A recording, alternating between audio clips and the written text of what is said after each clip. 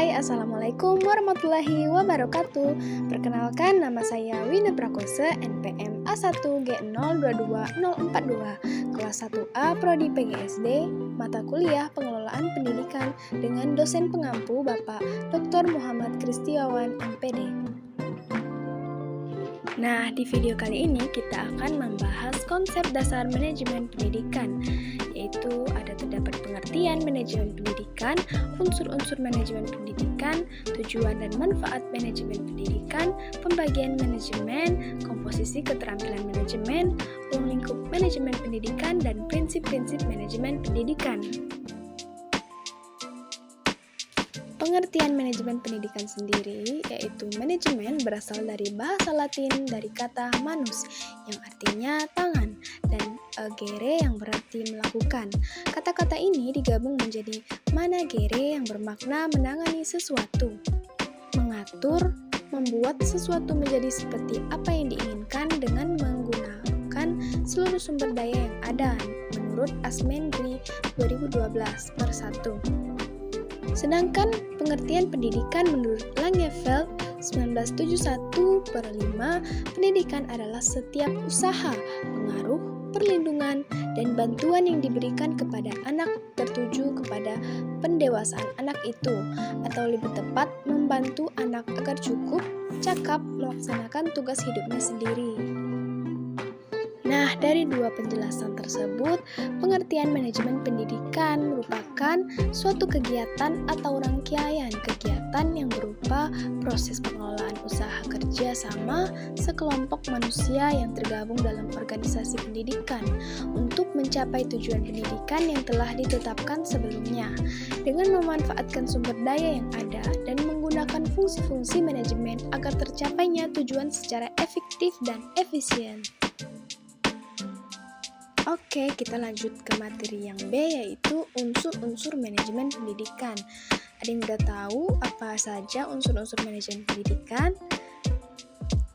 Yuk simak baik-baik. Nah, unsur-unsur manajemen pendidikan ada 7, yaitu 1. Man atau manusia berperan sebagai manpower dalam organisasi atau perusahaan, diperlukan untuk memimpin, menggerakkan karyawan atau bawahan, serta memberikan tenaga dan pikiran untuk kemajuan dan kontinuitas lembaga. 2. Material atau barang. Material digunakan sebagai proses produksi dalam suatu perusahaan atau organisasi, dapat terdiri dari bahan baku, bahan setengah jadi, atau barang jadi. Yang ketiga, mesin merupakan kebutuhan pokok dalam melancarkan jalannya suatu organisasi. Mesin berupa peralatan yang digunakan oleh suatu instansi atau lembaga, baik itu peralatan yang modern maupun peralatan yang bersifat konvensional. Yang keempat, ada money atau uang. Money atau modal dibagi menjadi 2, yaitu modal tetap berupa tanah, gedung atau bangunan. Mesin dan modal kerja berupa kas dan piutang. Oke, next yang kelima yaitu metode atau metode. Pemilihan dan penggunaan metode yang tepat digunakan sebagai aturan atau cara-cara tertentu yang bertujuan untuk menghindari terjadinya inefisiensi dan pemborosan. Yang keenam, market atau pasar adalah tempat bertemunya penjual dan pembeli untuk mengadakan transaksi. Dalam lembaga pendidikan, market berupa tempat terjadinya interaksi antara pendidik dengan peserta didik maupun dengan stakeholders yang ada dalam lingkup lembaga tersebut. Nah, yang terakhir yaitu minute atau waktu. Merupakan waktu yang dipergunakan dan dimanfaatkan dalam pencapaian visi dan misi suatu lembaga secara efektif dan efisien. Oke, baiklah, itu saja unsur-unsur manajemen pendidikan. Kita akan lanjut ke materi selanjutnya. C. Tujuan dan manfaat manajemen pendidikan menurut Kurniadin dan Machali 2012 per 125. 1. Terwujudnya suasana belajar dan proses pembelajaran yang aktif, inovatif, kreatif, efektif, dan menyenangkan. Yang kedua, terciptanya peserta didik yang aktif mengembangkan potensi dirinya untuk memiliki kekuatan spiritual, keagamaan, pengendalian diri, kepribadian, kepribadian, kecerdasan, akhlak mulia, serta keterampilan yang diperlukan dirinya, masyarakat, bangsa, dan negara. Yang ketiga, terpenuhinya salah satu dari 4 kompetensi tenaga pendidik dan tenaga kependidikan. Tunjangnya kompetensi profesional sebagai pendidik dan tenaga kependidikan sebagai manajerial. Next, yang keempat, tercapainya tujuan pendidikan secara efektif dan efisien. 5. Terbekalinya tenaga kependidikan dengan teori tentang proses dan tugas administrasi pendidikan. Tertunjangnya profesi sebagai manajer atau konsultan manajemen pendidikan. Yang keenam, teratasinya masalah mutu pendidikan. Dan yang terakhir yaitu terciptanya perencanaan pendidikan yang merata, bermutu, relevan, dan akuntabel, serta meningkatkan citra pendidikan yang positif menurut Asmenri 2012/13. Nah, sudah sampai pada materi yang D nih, yaitu pembagian manajemen.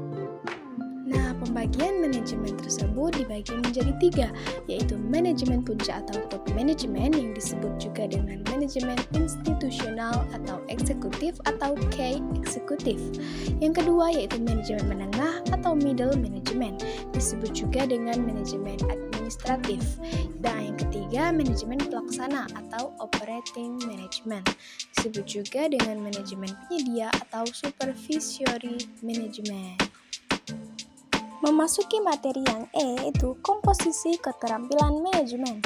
1. Keterampilan teknik atau technical skills merupakan kemampuan untuk menggunakan alat-alat, prosedur, teknik suatu bidang khusus, ahli bedah, teknik pemusik, dan akuntan. Yang kedua, keterampilan manusiawi atau human skills merupakan kemampuan untuk bekerja dengan orang lain, memahami orang lain, dan mendorong orang lain baik sebagai perorangan maupun kelompok.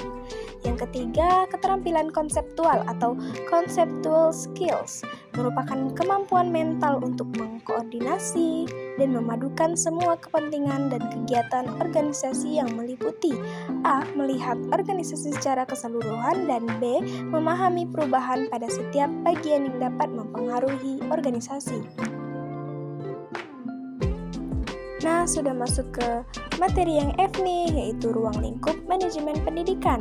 Ada 8, yaitu manajemen kurikulum, manajemen personalia, manajemen peserta didik, manajemen sarana dan prasarana, manajemen keuangan atau pembiayaan, manajemen administrasi, manajemen humas, dan manajemen layanan khusus. Materi terakhir yaitu G, prinsip-prinsip manajemen pendidikan menurut Douglas 1963, 13-17 merumuskan 1. Memprioritaskan tujuan di atas kepentingan pribadi dan kepentingan mekanisme kerja. 2. Menganalisis apakah hasil itu berkaitan dengan tujuan sekolah. Yang ketiga, berunding menetapkan sasaran-sasaran yang dibutuhkan. 4. Mengenal secara baik faktor-faktor psikologis manusia. Dan yang terakhir, relativitas nilai-nilai. Oke, cukup sekian materi yang saya sampaikan pada video ini.